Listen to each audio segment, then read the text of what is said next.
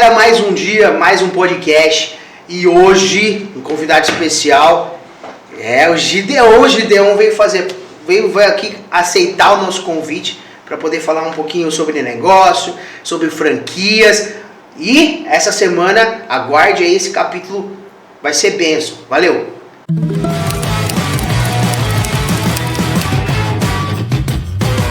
Fala galera, mais um dia, mais um capítulo e hoje, Gideon, prazer em ter você aqui, hein? Prazer todo meu, uma honra estar com vocês aqui, um prazer estar com vocês, hein? Custou, né, pra gente marcar, né? Eita, no final deu tudo certo. Deu tudo certo. Ô Gideon, deixa eu falar, olha só, a gente tava batendo um papo aqui antes sobre franquia, né?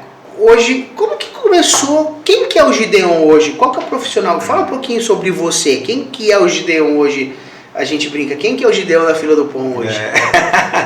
Cara, depois que o bichinho da franquia me picou, a gente fala que a franquia tem um bichinho da franquia, né? Bichinho da franquia é sacanagem. Foi que ela me picou, cara, apesar de eu gostar de várias áreas, mas assim, essa área do franchise sempre foi uma área que me chamou muita atenção, né?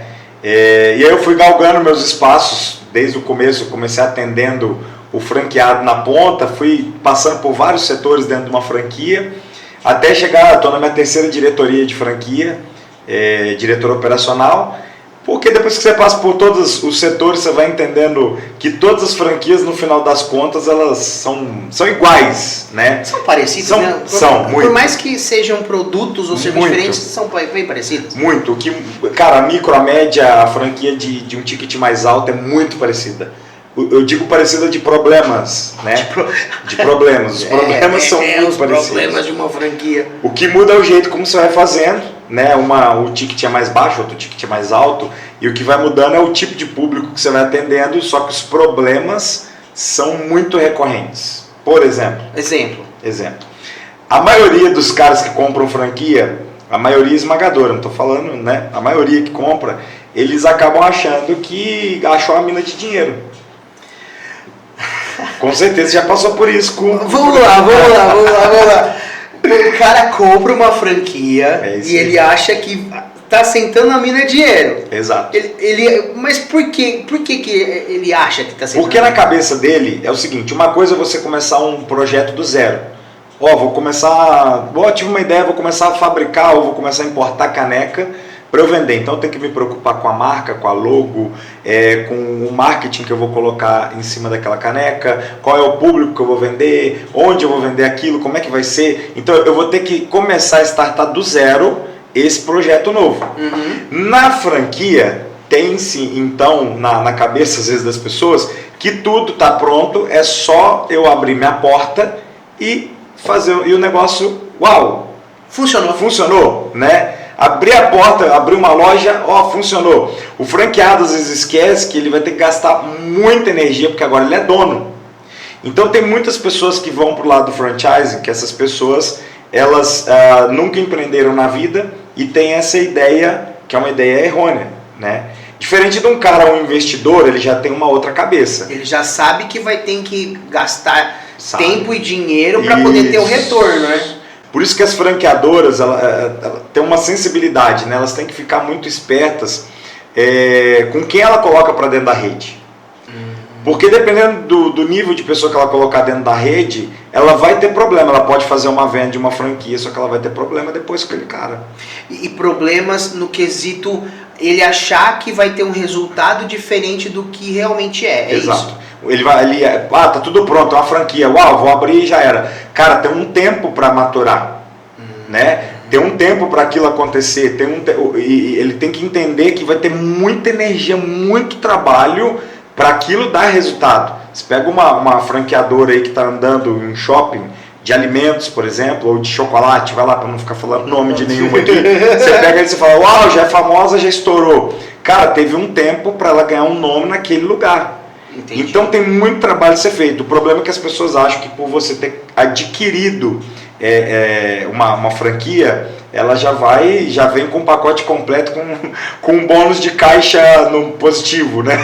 E na verdade o caixa, cara, você tem que tomar muito cuidado, não é assim que funciona. Porque não é só, as pessoas acham que não é só abrir e ganhar dinheiro, ou só abrir e funcionar. Eu tenho uma frase que um conhecido, que um amigo meu fala muito, ele fala assim, olha, franqueado tem que levantar a bunda da cadeira e trabalhar. É isso aí. Se ele achar de frente disso, não faça. Exato. Nem começa, porque senão você vai se lascar. Por isso, William, que tem que ter um filtro antes de quem vai entrar na rede. Eu sei que a maioria das franquias do Brasil, por exemplo, acabam não fazendo muito bem esse filtro, porque às vezes precisa daquele dinheiro em caixa, precisa de franqueado entrando e o negócio girando. Eu entendo isso. Eu sei também que não é um mar de rosas, né? Alice no País das Maravilhas. Né? A gente sabe que tem... Que tem as situações, que vão fazer o negócio rodar. Né? Exatamente, que precisa. Sem dinheiro não roda. Sem dinheiro ninguém vai para lugar nenhum. A verdade é essa. Exatamente. O mundo gira em torno de dinheiro. Então, às vezes você vai colocando pessoas dentro da sua rede que a pessoa está com essa ideia. Ganhei na Mega Sena, abriu a franquia, e ela não sabe que vai ter aquele trabalho. Por exemplo, eu fiz algumas reuniões agora recente, né? Eu entrei com um time de vendas em alguns bate-papos aí, e aí eu falei pro cara que estava comprando a franquia, eu falei para ele assim, cara, você entendeu que isso aqui não é uma mina de dinheiro, ela vai te dar dinheiro desde que você trabalhe para ela. Você entendeu isso? Você entendeu que você vai ter que trabalhar, você vai ter que suar a camisa, você vai ter que se esforçar. Nós vamos passar o know-how, porque a obrigação da franqueadora, ela dá o suporte, ela dá o direcionamento, ela passar todo o know-how que ela conhece do negócio, ela passar para o franqueador o que está acontecendo na rede inteira, porque às vezes o que um cara está fazendo no norte do país vai dar certo no sudeste, um exemplo, né? É claro que tem a parte da regionalização, mas ela transferir para o franqueado tudo que está dando certo na rede, o que está dando errado também para ele não fazer, mas ele tem que ter consciência de que ele não vai sair ganhando rios de dinheiro ali só porque ele abriu um nome. O que a gente vê mais de reclamação de quem compra uma franquia é reclamar que não está ganhando dinheiro. Mas peraí, por que não está ganhando dinheiro? O que eu vi muito assim nessa caminhada, né, que eu vi muito, tem um livro que agora, nossa, esqueci o nome dele, é um livro maravilhoso, você não acha ele para comprar facilmente, e ele vai falando sobre as etapas da franquia, entre a franqueadora e o franqueado, tá? Esse livro ele vai falando assim, o começo como é que é aquele namoro, a franqueadora com o franqueado olha para a franqueadora apaixonado, cara, poxa, nós vamos construir algo juntos aqui e tal, e não sei o que. Aí daqui a pouco vai esfriando esse relacionamento, ele fala assim, cara, não é bem assim que funciona não é desse jeito, não, tá errado. O terceira etapa, eu vou pela minha cabeça, eu vou fazer do meu jeito, por mais que tenha as regras, né? Eu vou fazer do meu jeito, não vou ouvir o que minha key account está falando. Key account, para quem não sabe, está nos ouvindo, é a pessoa responsável por cuidar do franqueado dentro da franqueadora. Ela vai passar os know-hows a todas as partes de venda, como é que ele faz, o que ele pode fazer, as boas práticas. Ela vai acompanhar, vai ser o guia dele, pronto, para resumir. Não vou seguir o que ele está falando, ele ou ela, não vou seguir, vou pela minha. E aí a outra etapa é, eu não posso sozinho. E a última etapa é, vamos dar as mãos e fazer juntos? Entendi. Só que essa última etapa ela não deveria morrer ali na lua de mel. Tá. Entende? Entendi. Então, muitas vezes o que eu vi de insucesso de franqueado era por conta que ele ficou esse tempo, perdeu tempo, para no final descobrir que ele poderia ter caminhado junto com a franqueadora. Também tem um detalhe, claro, que você não pode entrar numa franquia também, que eu também já vi isso. O cara entrar numa franquia, a franqueadora não estava pronta para poder receber aquele cara. E aí ele ficou patinando sozinho ali, porque a franqueadora prometeu algo e ela não tinha. E para um cara aqui que está a fim de comprar uma franquia hoje, vamos supor, eu quero comprar uma franquia, quero ser um franqueado de alguma coisa, porque eu acho que eu preciso investir e eu acho que a franquia é o melhor caminho. Como que esse cara, ele encontra uma franquia legal? O que esse cara precisa fazer para encontrar uma franquia legal? Cara, essa pergunta aí vale R$1 milhão, hein? Essa daí é boa, vou expor uma porcentagem pra nós. Vou expor um monte de gente eu falar isso aí. É só não falar nomes, falar nomes. Vou falar assim, se fosse eu para comprar uma franquia, o que eu faria com a experiência que eu tenho hoje? Exato. Não compraria a franquia, não, com a experiência que eu tenho hoje, o que eu faria, cara? É um negócio que eu já pensei várias vezes, como é que seria esse processo, né? Vamos lá, vamos ajudar uma galera aí. Primeiro, você vai fazer as reuniões normais que toda franquia vai oferecer junto com o vendedor. Então, você vai conversar, vai ouvir, vai pegar o material e tal. Nesse momento, você tem que tomar muito cuidado para você não ser ali iludido por algo, beleza? Tá bom. Depois o segundo ponto que eu faria, eu iria atrás de franqueados, não os franqueados que a franqueadora me passa o contato. Outros.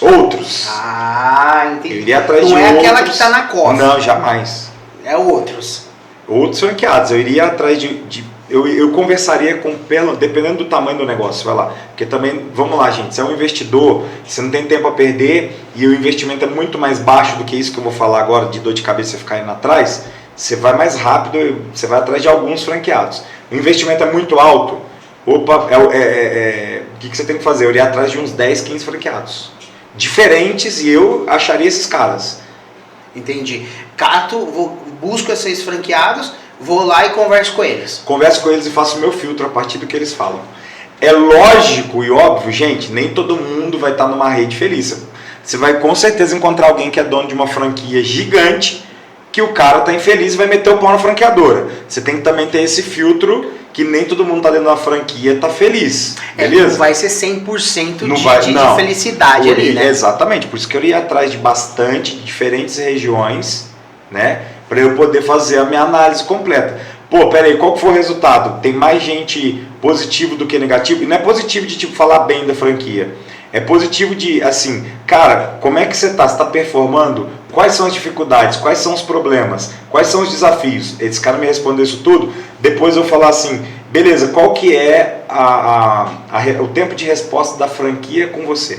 Da franqueadora com o franqueado. Ah, tipo de suporte. Você levantou o braço, quanto tempo ele te socorre? Como ele te socorre. E como ele te socorre também, né? Também tem isso. Quanto tempo e como ele te socorre, dependendo dessa resposta. Aí é sacanagem que eu já tenho um tempinho já na praça, então... Você vai saber como na hora, dependendo de como o cara ele é atendido, aí você já sabe o que está acontecendo dentro da franquia. Entendeu? Entendi. Aí, beleza. Bom, tudo bem. Aí tem um outro problema, isso eu falei do lado de franquia, né, da franqueadora, mas tem um outro problema, William, que é, muitas vezes o cara ele pega todo o dinheiro dele e joga dentro da franquia. Isso é um problema assim brutal que eu vi em vários lugares. Exemplo. O cara tem 100 mil reais e a franquia custa 99. Ele entra. E fica zerado. Zerado de caixa, ele não tem um fluxo de caixa. Esse cara vai dar trabalho na franquia e esse cara vai dar um trabalho para ele mesmo. Entendi. O ideal é o seguinte, você tem 100 mil reais, pô, tem 100 mil reais para investir. Amigo, entra numa franquia que vai te custar 20. 30. Ah não, mas eu quero ser ousado, não sei o que. Aí vai de cada um, vai a dor de cada um escolhe a dor que vai ter. Até porque ele não vai conseguir ter um prolabore gordo no começo Esquece, do negócio. O cara tem 100 mil e vai depender daquilo para comer. Tá lascado. Lembra que a gente conversou que ela tem um tempo de maturação? Sim. As pessoas não têm paciência para esse tempo de maturação.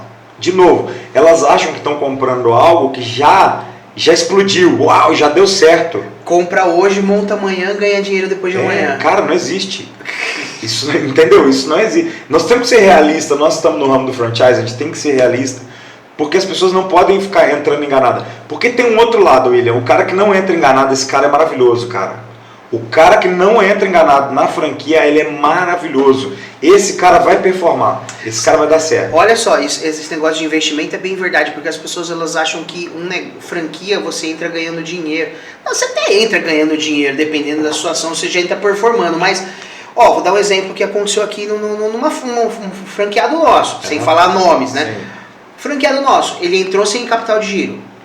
Aí ele falou assim, não, eu tenho um capital de giro que vai entrar. Ixi. Aí a gente caiu nessa, entendeu? Que vai entrar. Você acha que vai entrar? Não os que eu vi até hoje não entrou. Não vai entrar. Aí o que essa pessoa tá fazendo? Ela tá trabalhando até hoje, dura assim, estava sem capital de giro. O que ela fazia? Ela sangrava o caixa da empresa. Então, ela precisa comer e sobreviver, certo? Se não tem capital de giro, ela vai arrancar dinheiro da onde? Da empresa. Exatamente. Aí ela começa a sangrar a empresa e ela começa a não ter o quê? Dinheiro para pagar funcionário, aí não quer contratar funcionário, aí quer tentar fazer isso, tentar fazer aquilo, aí foi o que você falou, aí começa a dar pau. Porque começa a sangrar o caixa da empresa. Cara, não foi uma vez só que eu vi isso, hein? Vou contar um negócio pra vocês aqui. Já tive experiência de franqueado do cara dormir dentro da empresa. que ele não tinha mais casa. Tá lasqueira. Entendeu? Chegou nesse nível, pra você ter uma ideia. E sabe uma coisa que eu percebi? Que é fato. Óbvio que tem muita franqueadora que sai vendendo franquia lá vão ter. Tem. E não escolhe o candidato nem nada, nem assim. Só que não. Você já deve ter trabalhado em empresa assim, não foi? Com certeza. Sustenta ou não sustenta? A rede? Cara, é um vício, né? Porque quando você coloca a pessoa que ela não tem perfil pra estar ali dentro. Ou não tem grana mesmo, vai? O que o. Porque vamos supor, se o franqueado o franqueado ele não tem muito perfil, mas ele tem grana para fluxo de caixa, para se manter até Legal. a franquia, Entendi. até o negócio rodar. Esse cara ou coloca qualquer um mesmo sem dinheiro. Então, esse cara que tem grana, que não tem perfil, mas tem grana, se ele estiver disposto a colocar alguém para gerir a operação dele, já vi muito isso. Maravilha, a gente indicava isso. Entendeu? Não tem perfil. Entendi. Pô, o perfil tem que ser extremamente comercial. Um exemplo, ele é zero comercial, aí a gente faz a indicação, cara, contrata um cara comercial, você fica no administrativo, vambora. Estou falando para micro franquia, né? Uma franquia já com um ticket mais alto, aí é outra pegada, aí o cara tem que ter grana. Só que o problema é que às vezes as franquias estão precisando também dar uma renovada no caixa E vender. Aí pega o cara que tá com um pouco de grana ali. Tá no gargalo. Tá no gargalo. Foi o que você falou, o cara tem 100 mil e ele vai gastar os 100 mil e depois ele vai se 100 mil, virar. aí ele vai começar a fazer empréstimo e tudo mais. Isso E é perigoso, cara. E a rede se sustenta? Claro que não, porque é o seguinte. Eu falo claro que não, porque se olhando depois, no começo parece que sim, né? Mas pensa só, esse cara que está esmagado, ele não vai ter condições de sobreviver. Daqui a pouco esse cara sai da rede. Tá, entendi. Entendeu? No longo prazo vai queimando o filme da rede. Entendi. Porque esse cara vai botar a culpa em alguém, menos nele. Exatamente. A culpa é da franqueadora. Entendeu? Então, assim, é uma linha muito fina, cara. A verdade é essa. É uma linha muito fina entre você ter que colocar alguém para dentro da rede porque você precisa de grana. E se você puder escolher, assim, é maravilhoso. Só que às vezes o poder escolher é o Alice no País das Maravilhas, cara. Nem todo mundo consegue fazer isso. Vou te falar que 95% das redes, não vou falar das grandes, tá? As grandes estão num outro patamar. Tem grandes redes que elas fazem a escolha, ela investiga a vida do cara inteiro. A gente estava até conversando sobre isso, né? Sim. Eu tô falando assim, das franquias aí, média, pequena, médio, até médio para grande, chegando em grande porte, mas que ela é muito nova ainda. Entendi. Entendeu? E aí, sempre... porque escolher, às vezes quando você muito escolhe errado, né? Também tem E você escolhe errado. Às vezes o que é que você dá menos chance, você fala que o cara, esse cara talvez dê certo. E esse cara vai, né? E esse cara vai. E cara, vou te falar o que eu vi até hoje que deu certo. Vamos lá, quando a franqueadora, ela tem os processos definidos, aquela coisa toda, ela tá pronta para assistir o franqueado, vai lá. O que eu vi que deu certo foi o franqueado que arregaçou a camisa, foi para cima, esse cara dá certo. Depende mais do franqueado do que da franqueadora. Mas não tenha dúvida, cara. E as pessoas acham que é o contrário. Acham que é o contrário. Aí é que tá o grande engano. A armadilha tá aí, quando você acha que a franqueadora é que tem que fazer isso. Entendeu? Agora, esses caras que arregaçaram a manga e foram para cima, em pouco tempo esse cara foi embora. E às vezes ele nem precisava tanto mais da franqueadora, cara. Nem precisa. Ele precisava de alguns pontos ali, mas esse cara aqui já andou, foi embora. E hoje tem muita gente que acha que precisa de muita grana para ter uma franquia. Precisa? Não precisa, né? Não precisa. Tem muita franquia boa, a Donai, por exemplo, muito boa. Ó, fiz propaganda aqui. Não, até... Muito boa. Até a que você presta serviço algumas...